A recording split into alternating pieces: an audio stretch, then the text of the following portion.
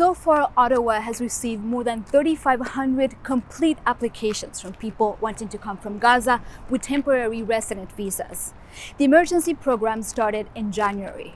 Now, 7 months later, only 177 people have actually made it to Canada through that program.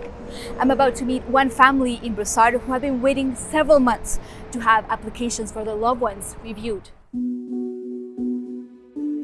My sister gets. The Hilles family completed 13 applications in March. One of them is for Mariam Hilles. Her aunts just received news of the 8-year-old after losing track of her in Gaza.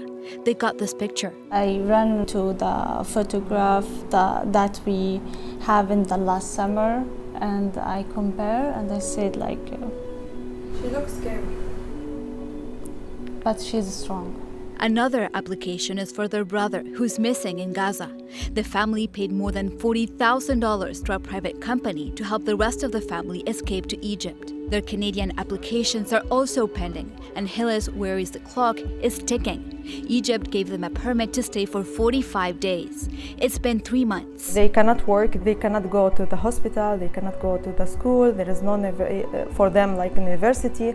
It's only waiting. They are in the home waiting. Hilles says she's written to local MPs and the Canadian immigration minister to try to get some answers.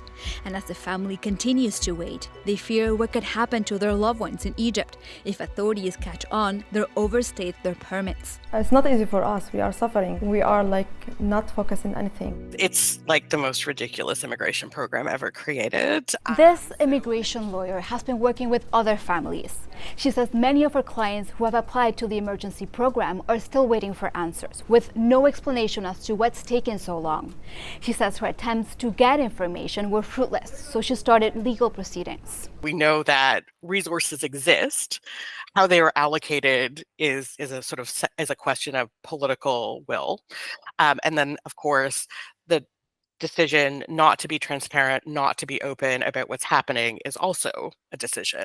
Immigration, Refugees and Citizenship Canada says applicants have to meet several admissibility requirements, including a security screening, which is why processing times vary. There's also another problem. The IRCC says it has no control over who can leave Gaza or when, even for applicants who have passed preliminary reviews.